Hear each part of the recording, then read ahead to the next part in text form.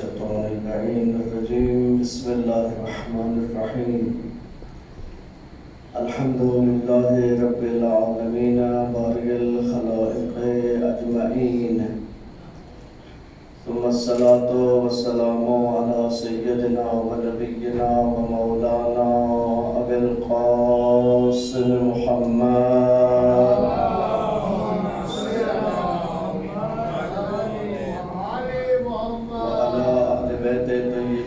الطاهرين المعصومين المنتجبين المنتخبين أما بعد فقد قال الحكيم في محكم كتابه وقوله الحق وهو أصدق القائلين بسم الله الرحمن الرحيم يا أيها الذين آمنوا كتب عليكم الصيام كما كتب على الذين من قبلكم لعلكم تتقون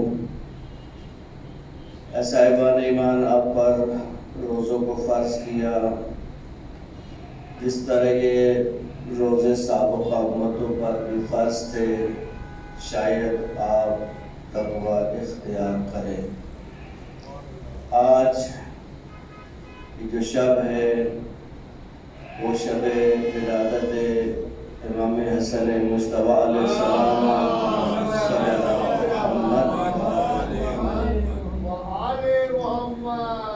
آل بیت علیہ السلام کے گھر میں پہلی خوشی امام مصطفیٰ کی ولادت کی صورت میں ہے۔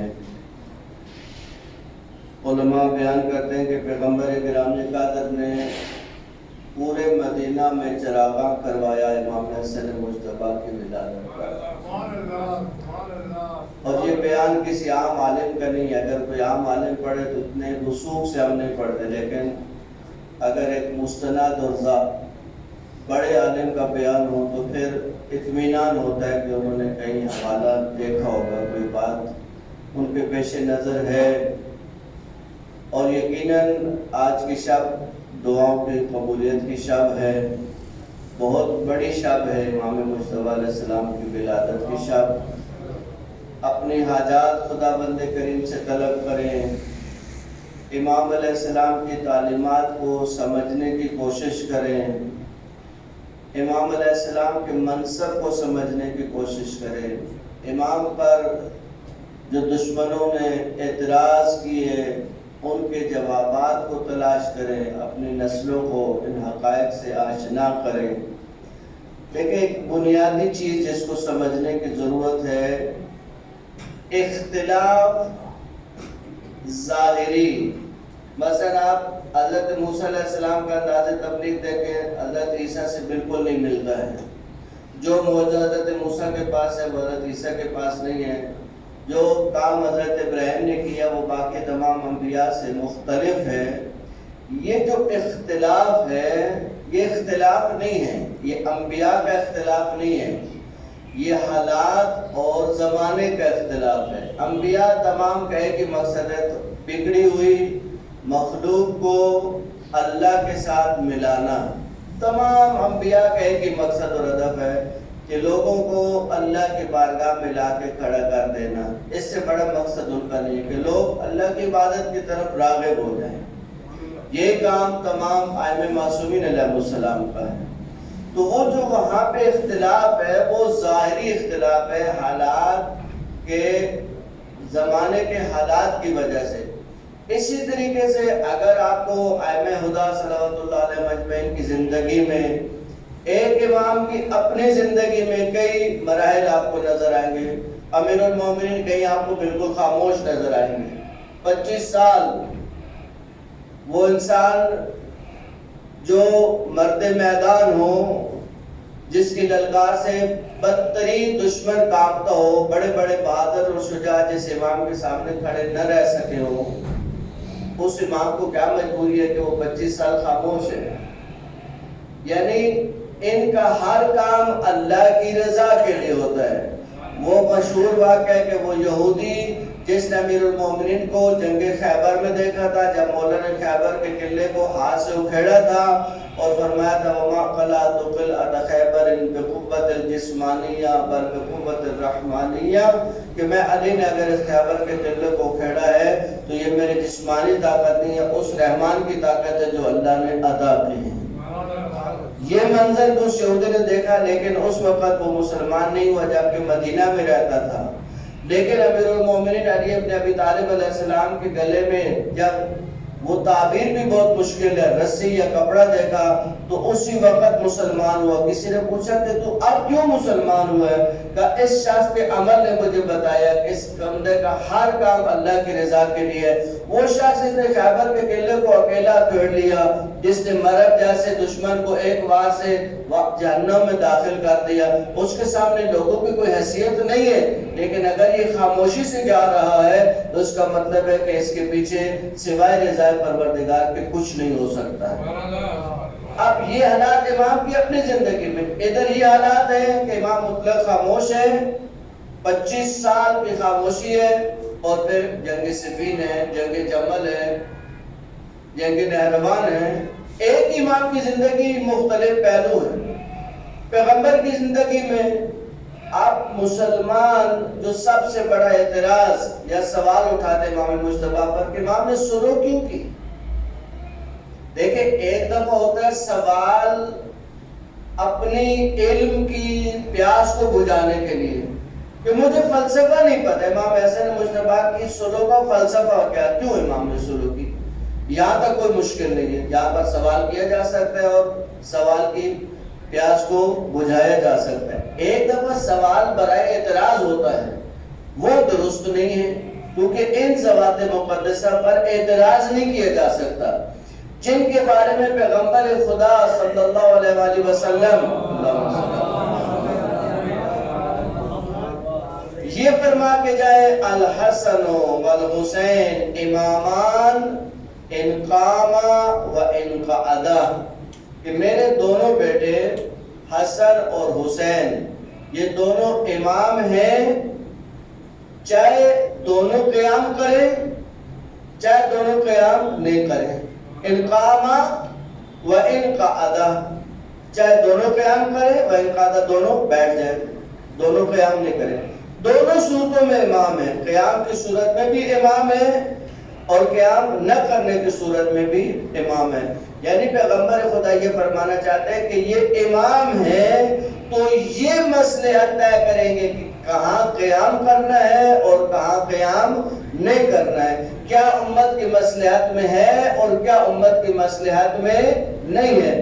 اگر قیام امت کی مصلحت میں ہوا تو یہ قیام کریں گے اور یہ نہیں دیکھیں گے کہ دنیا والے کیا کہہ رہے ہیں، ان کا کوئی ساتھ دے رہا ہے یا نہیں دے رہا ہے، اور اگر ان کو سلو کرنا پڑی تو یہ سلو کریں گے، چاہے دنیا ان کے اوپر اعتراض کرتی ہے تو کرتی رہے، کیونکہ انہوں نے اپنے شرعی وظیفہ کے مطابق عمل کرنا ہے۔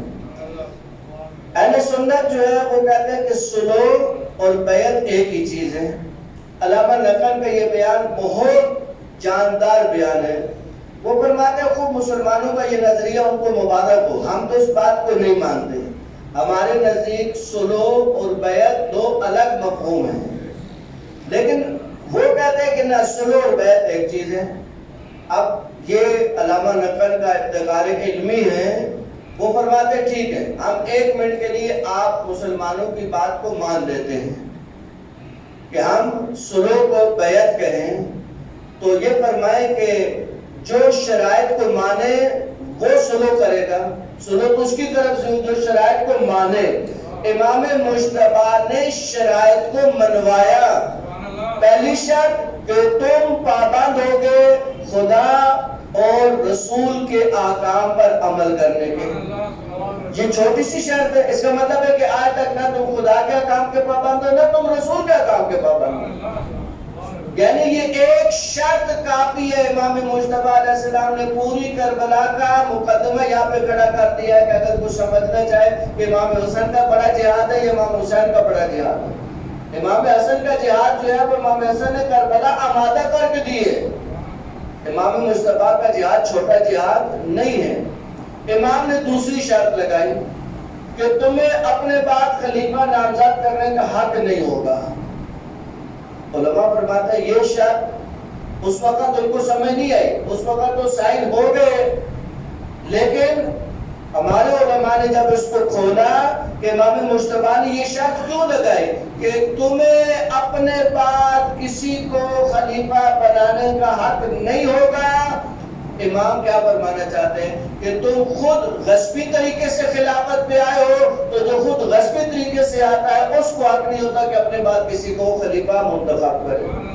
ورنہ یہ مسلمانوں کا متفق علیہ مسئلہ ہے کہ جو صحیح راستے سے خلافت پہ آئے وہ خود بھی خلیفہ ہے اور اپنے بعد خلیفہ بنانے کا حق بھی رکھتا ہے۔ امام مجتبیٰ فرماتا ہے تمہیں حق نہیں ہوگا کہ تم اپنے بعد کسی کو خلیفہ منتخب کرو، یعنی تم آئے غلط طریقے سے ہو، جب تم آئے غلط طریقے سے تمہیں یاد کس نے دیا ہے؟ علامہ نقل فرماتے ہیں آپ مان لیں اس بات کو کہ ہم آپ کی بات کو ایک منٹ کے لیے مان لیتے ہیں کہ امام مجتبیٰ نے صلح کی، آپ کہتے ہیں صلح بمعنی بیعت ہے، تو امام نے تو صلح اس سے کروائی، اس سے شرطیں منوائی، تو اس کا مطلب یہ ہے کہ اس نے امام کی بیعت کی۔ آپ پھر اس بات کو مانیے، پھر آپ ادھر سے فرار اختیار نہیں کرتے۔ اگر آپ صلح کو بیعت کا رنگ دیں گے تو اس کا مطلب یہ ہے کہ امیر شام نے امام حسن کی بیعت کی ہے، کیونکہ اس نے شرائط کو تسلیم کیا جو امام علیہ السلام نے اس کے سامنے رکھی ہے۔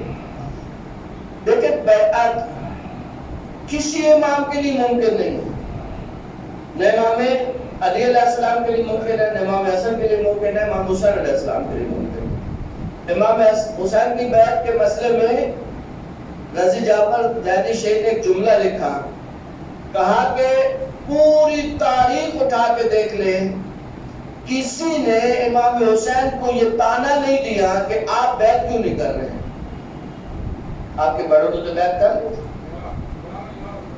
اگر کوئی حوالہ ہوتا تو امام حسین کو حوالہ دیا جاتا، آپ کے بھائی حسن نے بیعت کی، آپ کے والد معاذ اللہ مولا علی نے بیعت کی۔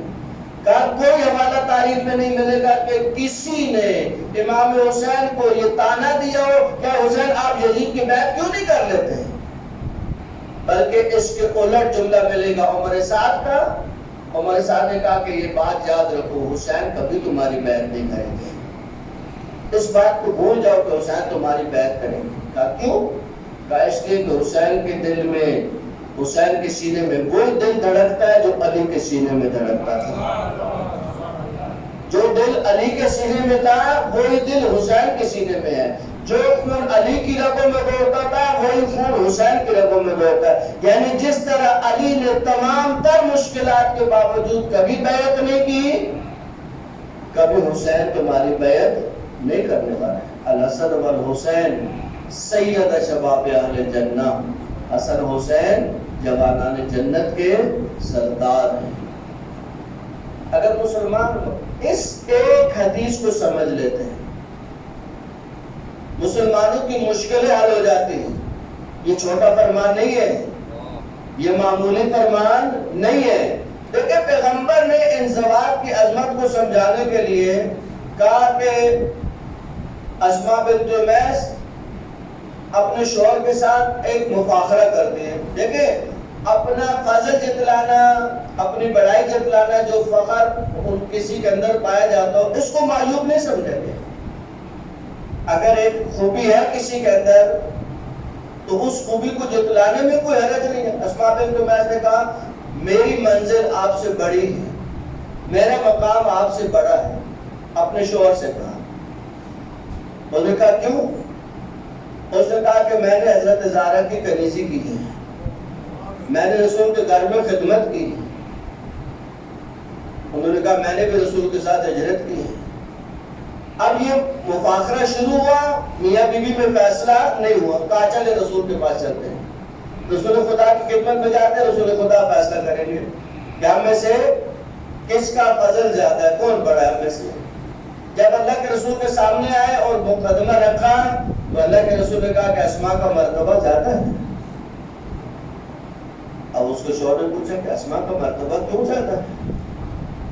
کہ اسماء کا مرتبہ اس لیے زیادہ ہے کہ میرے بیٹے حسن کی جب ولادت ہوئی تو اس نے دائی کا کام کیا ہے، جس نے حسن کی دائی کا کام کیا ہے اس کا مرتبہ تم سے زیادہ ہے۔ تو یہ علامہ طالب جوہری صاحب کا جملہ ہے، وہ فرماتے ہیں کہ جو اسماء دائی مولا حسن بنے، اس کا تم مقابلہ نہ کر سکے، تم بابا حسن کے بابا علی کے ساتھ مقابلہ کرنے چلے۔ اسماء بنت امیس جو دائی بنی مولا حسن کی، رسول نے فیصلہ کر دیا کیوں حسن کی دائی کا مرتبہ بڑھا کہ اس کو حسن کی دائی کا شرف ملا ہے، جو مولا حسن کی دائی ہو اس کا تم مقابلہ نہیں کر سکتے، اور آئے مقابلہ کرنے امیر المومنین علی ابن ابی طالب علیہ السلام۔ کیا مقابلہ کریں گے؟ کوئی مقابلہ بنتا ہے؟ جب صلح ہو گئی امام حسن کی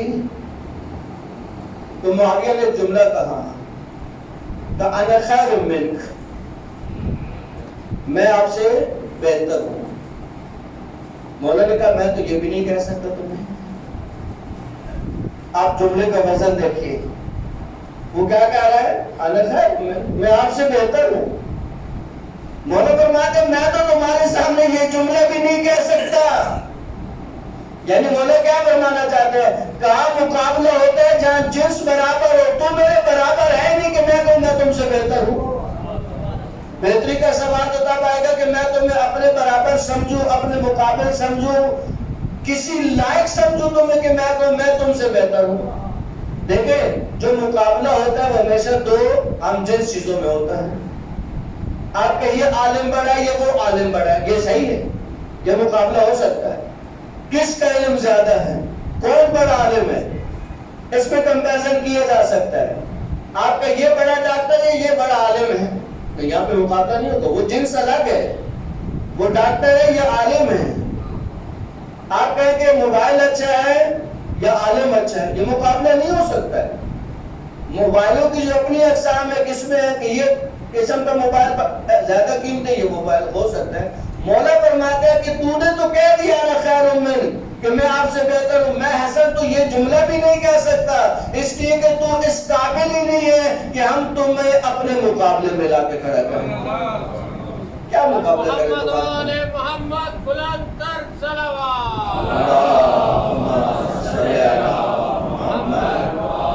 یعنی گویا مولا کیا کہنا چاہتے ہیں؟ میں کیسے تمہارے سامنے یہ جملہ کہوں؟ میری ماں فاطمہ الزہرا ہے، میرا بابا علی ابن ابی طالب ہے، میرا نانا رسول خدا ہے، میرا بھائی حسن حسین شہید کربلا ہے۔ تو بتا تیری ماں کون ہے، تیرا باپ کون ہے؟ تیری ماں وہی ہے نا جس نے حضرت حمزہ کا، تو کیا مقابلہ کریں ہم آپ کے ساتھ؟ آج مسلمانوں کی زبانیں نہیں تھکتی، یعنی آپ نوٹ کیجئے، میں آپ جوانوں کو، آپ مومنین کو ایک ترغیب بھی کر دیتا ہوں، آپ اس پہ جا کے ٹی وی پروگراموں کو دیکھیں کہ جب یہ اصحاب کی دوڑ لگاتے ہیں تو انہیں دنیا میں 3 سے 4 اصحاب سے زیادہ کچھ نہیں ملا۔ حضرت سلمان فارسی صحابی ہے یا نہیں؟ مقداد صحابی ہے یا نہیں؟ عمار یاسر صحابی ہے یا نہیں؟ بلال صحابی ہے یا نہیں؟ آپ کسی پروگرام میں دکھائیں کہ کسی عالم نے، غیر شیعہ عالم نے کبھی بیٹھ کر حضرت سلمان کے فضائل پڑھے، کبھی بلال کا تذکر کرے؟ بھولے سے۔ جبکہ یہ بات مسلم ہے کہ پیغمبر نے فرمایا سلمان من اہل البیت، یہ کم مرتبہ ہے، یہ کم مرتبہ ہے۔ کہتا ہے کہ پیغمبر گرامی کے ساتھ مسجد میں تشریف لائے، ایک گروہ انصار ہے، ایک گروہ مہاجرین ہے، دونوں آپس میں مقابلہ کر رہے ہیں۔ وہ کہتا ہے کہ یہ قرآن کی آیت ہمارے بارے میں اتری اور یہ سلمان پہ فٹ ہوتی ہے، انصار کہتا ہے یہ آیت ہمارے اوپر اتری اور یہ سلمان پہ فٹ ہوتی ہے۔ یعنی سلمان کو دونوں گروہ اپنے پاس لانا چاہتے ہیں، اپنے گروہ میں شامل کرنا چاہتے ہیں۔ یعنی سلمان کا اتنا وزن زیادہ ہے کہ اگر وہ انصار کے پلڑے میں جائے تو انصار کا پلڑا بھاری ہوتا ہے، اور اگر مہاجرین کے پلڑے میں جائے تو مہاجرین کا پلڑا بھاری ہوتا ہے۔ کہتا ہے اللہ کے رسول جب داخل مسجد ہوئے اور دیکھا کہ دونوں گروہ اس کوشش میں ہے کہ سلمان کو اپنے گروہ میں شامل کرے، پیغمبر نے فرمایا تم بھی بہت اچھے اور تم بھی بہت اچھے، تمہاری بھی نیکیاں اور تمہاری بھی نیکیاں، لیکن سلمان کا یہ مقام مقام نہیں ہے کہ تم مہاجرین میں شامل ہو یا تم انصار میں شامل ہو. وہ سلمان کا مقام اس سے کہیں بڑا. سلمان بن آل البیت, سلمان ہم آل بیت میں سے. اس سلمان کا تذکرہ کیوں نہیں ہے؟ اس سلمان کا تذکرہ کیوں نہیں آپ کی زبان ہوتا؟ بلال پرسنل مؤذن پیغمبر گرامی قادر, پرسنل مؤذن, یہ کم مرتبہ نہیں ہے. انہوں نے پیغمبر کے بعد اذان دینا چھوڑ دی. مسلمانوں سے پوچھے کیوں چھوڑی اذان؟ پیغمبر کے بعد اذان دینے کا ثواب کم ہو گیا تھا. اذان دینا کیوں چھوڑی؟ یہ وہ حقائق ہے, وہ تلخ حقائق رکھے مسلمانوں کے سامنے. مسلمانوں کے سر پہ قرآن رکھ کے بتائیں کیوں الہا جیسے صحابی نے اذان دینا چھوڑی. جب بہت زیادہ اس کو پریشرائز کیا گیا کہ آپ اذان دیں, اس نے کہا میں اذان نہیں دوں گا, کچھ بھی ہو جائے میں نے اذان نہیں دینی ہے. کہا کیوں؟ کہا میں پیغمبر کا پرسنل صحابی ہوں, پرسنل مؤذن ہوں, میرا اذان دینا آپ کی غصبی خلافت کی تائید ہے. میں یہ کام کبھی نہیں کرنے والا, میں کام نہیں کروں گا. اس صحابی کا تذکرہ کیوں نہیں ہے؟ ابو ذر غفاری کا تذکرہ کیوں نہیں ہے؟ ابو ذر غفاری کا تذکرہ کیوں نہیں ہے؟ امام حسن مجتبی کے فضائل, کم فضائل ہیں, کم فضائل ہے مولا حسن مجتبی کے, پڑھ کے سنائیں مسلمان. لیکن انہیں چیزوں میں لگے ہوئے کہ لوگوں کو غافل رکھے آل بیت کے مقام. دیکھیں آل بیت کے ساتھ ہم نے تو کبھی کسی کے ساتھ مقابلہ کرنا ہی نہیں. آل بیت کا کہ مسلمان اس بات کو ذہن سے نکال دے کہ کوئی ایسا وقت آئے کہ جب ہم اپنے آل بیت کا مقابلہ انبیاء کے ساتھ کرنے کو تیار نہیں ہے, تو آپ کیا سمجھتے ہیں کہ ہم اصحاب کے ساتھ مقابلہ کریں؟ اور اس بات پہ ہم شیخ صدر کے ساتھ کہتے ہیں, بڑے سینہ چوڑا کر کے کہتے ہیں یہ بات.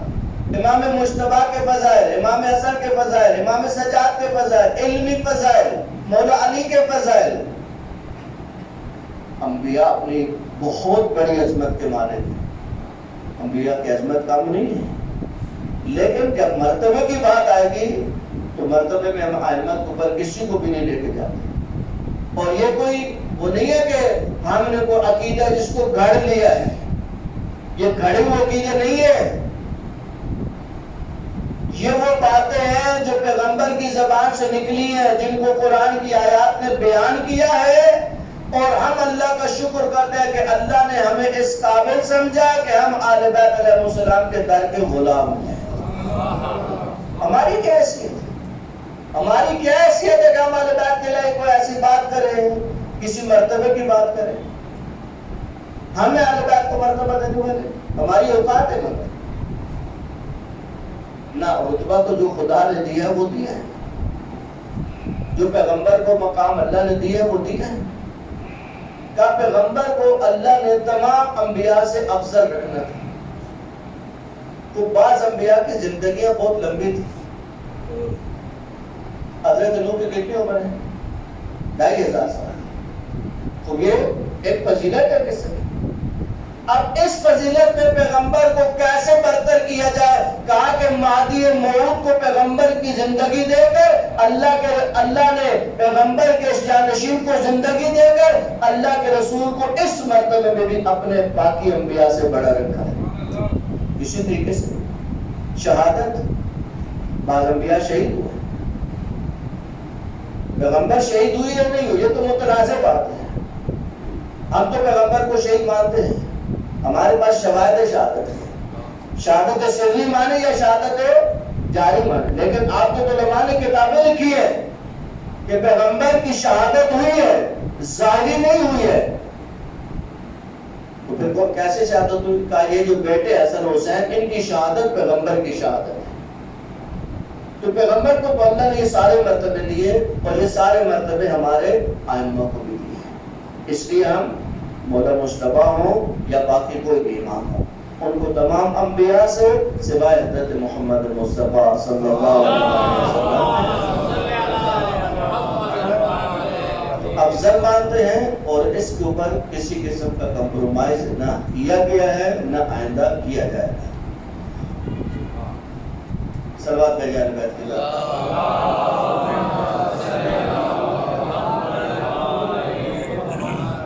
چند مسائل جو مناسب ہے کہ آپ مومنین کی خدمت میں عرض کیے جائیں کہ جب نماز میں مسجد میں آئے، وضو کا مسئلہ ذکر ہوا، روزے چل رہے ہیں، روزے کی نیت اور منت میں ایک بنیادی فرق ہے، اس کو سمجھیے گا۔ نیت اور منت، عام طور پہ لوگ نیت کو زبان پہ لاتے ہیں، منت کو الفاظ زبان پہ نہیں لاتے، جبکہ یہ مسئلہ شریعت میں بالکل الٹ ہے۔ نیت کے الفاظ زبان پہ دہرانا ضروری نہیں ہے کہ آپ نیت کریں کہ آج 14واں روزہ، اٹھے صبح سحری کا ایک کا مطلب ہے کہ اسی نیت سے اٹھے۔ اب یہ کہنا کہ آج 14واں روزہ رکھتا ہوں واجب قربت اللہ، یہ ضروری نہیں ہے۔ دل میں ہے یہ نیت، اسی نیت سے سحری کے لیے اٹھے ہو تو نیت ہو گئی۔ لیکن اگر آپ کوئی منت مانتے ہیں تو منت کے الفاظ کو جب تک زبان پہ نہ دہرایا جائے منت منعقد نہیں ہوتی، اور منت کے یہ جو مخصوص الفاظ ہیں ان کو زبان پہ لانا ضروری ہے۔ اللہ کی طرف سے میرے اوپر واجب ہوگا، للہ علیہ، اللہ کی طرف سے میرے اوپر واجب ہوگا، جب میرا یہ کام ہو جائے تو اس کے بدلے میں یہ کام کروں گا۔ مثلا اگر میری بیٹی کی شادی ہو گئی تو میں مثلا بی بی زہرا سلام اللہ علیہ کے لیے اللہم صلی اللہ علیہ وسلم مثلا 1400 صلوات پڑھوں گی۔ دیکھیں مجرب ترین جو منتیں ہیں جن پر علماء کا بہت اعتقاد ہے، ان میں صلوات کی منت ہے۔ میرے گرامی دوست ہے، وہ کہتا تھا مولانا میں نے بعض کاموں کے لیے 10,000 صلوات کی منت مانی، کہا جتنا کام مشکل ہوتا جاتا ہے میں اتنے صلوات کی مقدار کو بڑھاتا جاتا ہوں۔ کہا کبھی نہیں ہوا کہ میں نے صلوات کی منت مانی اور وہ کام نہیں ہوا۔ علامہ طباطبائی کہتے ہیں کہ جب مشکلات تمہاری طرف رخ کرے تو سیلاب کا صلوات کا سیلاب آ کر ان مشکلات کو اپنے سے دور کر دیں۔ صلوات میں بہت طاقت ہے، بہت زیادہ طاقت ہے صلوات کی منت میں، لیکن منت کے الفاظ کو زبان پہ لانا ضروری ہے۔ یعنی جب تک آپ زبان سے یہ الفاظ ادا نہیں کریں گے شرعی طور پہ منت پوری نہیں ہوگی۔ لیکن منت میں رجحان شرعی ہونا چاہیے، رجحان شرعی یعنی وہ شریعت میں کام مطلوب ہونا چاہیے۔ بعض لوگ منت مانتے ہیں کہ میں اگر یہ کام ہوگا تو میں کھڑے ہو کے روزہ رکھوں، کھڑے ہو کے روزہ رکھنے کا کیا مطلب؟ یہ تو اذیت ڈالنا اپنے آپ۔ لیکن جب مسائل کا علم نہیں ہوتا تو ہمارے اطراف میں میں نے خاتون کو دیکھا انہوں نے روزہ رکھا ہوا ہے، 2-3 دفعہ گزرا دیکھا کہ وہ چل رہی ہے، کہیں بیٹھنے کو جگہ نہیں، چارپائی سامنے پڑی ہے، کرسی سامنے پڑی ہے، میں نے کہا بیٹھ جائیے، کہنے میرا روزہ ہے۔ میں نے کہا روزے میں کھڑا ہونا ضروری ہے؟ اس نے کہا نہیں میں نے منت مانی۔ کہا کیا منت مانی؟ کہا کہ میں پورے روزے میں کھڑی رہوں۔ میں نے کہا یہ کوئی منت نہیں ہے، یہ کوئی منت نہیں ہے۔ منت میں رجحان شرعی ہونا ضروری ہے۔ کھڑے ہونے سے اللہ کو کیا ملتا ہے؟ آپ سارا دن کھڑے رہتے اذیت میں مبتلا کریں اپنے۔ دیکھیں عزیزو جب نہیں پتہ ہوتا مگر چپ کا روزہ۔ اب چند دن پہلے کی بات ہے کہ ہم کسی کے گھر میں گئے تو ان کی فیملی نے کہا کہ مولانا یہ تو ہے حضرت مریم نے بھی تو چپ کا روزہ رکھا۔ میں نے کہا آپ کو پتہ ہے کہ ان کے چپ کے روزے کا مطلب کیا ہے؟ وہ کس بنیاد پہ چپ ہیں؟ اس کے اندر اپنے فلسفے ہیں۔ ہمارے ہاں اس روزے کی کوئی شرعی حیثیت ہے، چپ کا روزہ، خاموشی کرو۔ کیا مطلب خاموشی کرو؟ آپ سے کوئی بندہ سوال کرے آپ کہ نہیں میں نے روزہ رکھا ہوگا، ابھی میں مولانا ہوں میں چپ کا روزہ رکھ لوں۔ آپ سارا دن ہمیں روزے کے لیے لوگ کالے کرتے یا میسج کرتے، ہم ان کو جواب میں لے کے نہیں ہم تو چپ کے روزے سے کون سا روزہ ہوتا ہے؟ ان روزوں کی کوئی حیثیت نہیں ہے۔ جو شرعی روزے ہیں انہیں کی حیثیت ہے۔ مگر بعض روزے حرام ہیں، عید کے دن کا روزہ حرام ہے، اس روزے کو نہیں رکھ سکتے۔ بعض روزے مکروہ ہیں، مثلا عاشور کے دن کا روزہ مکروہ ہے۔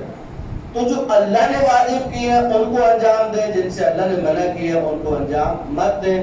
خداوند کریم سے دعا کریں کہ اہل بیت علیہ السلام کی تعلیمات پر عمل کرنے کی توفیق نصیب فرمائے. جو مومنین نے دعا ذمہ لگائی ان کی دعا اپنی بارگاہ میں مستجاب فرمائے. جو پریشان عالم کی پریشانیوں کو دور فرمائے. جو حج و زیارات کی تمنا رکھتے ہیں ان کی تمنائیں پوری فرمائے. جن مومنین نے آج تک اس مسجد میں افطار کا اہتمام کیا دیگر جگہوں پر ان کے رزق میں وسعت نصیب فرمائے. ان کی مرحومین کی مغفرت فرمائے. صحت و سلامتی نصیب فرمائے. جو مریض ہے بیمار کربلا کا صدقہ شفا کامل و عاجل نصیب فرمائے. مرحومین سید حسن، سیدہ علی النساء، سیدہ آل نبی، سیدہ نثار فاطمہ، سید محمد عالم اور سیدہ حاجرہ بانو اور ان کے والدین آبا و اجداد خانوادہ کے جملہ مرحومین، سید ارتضیٰ، سید فاطمہ زہرا ان کے والدین آبا و اجداد خانوادہ کے جملہ مرحومین، شہداء ملت جعفریہ، ذاکرین کل مومنین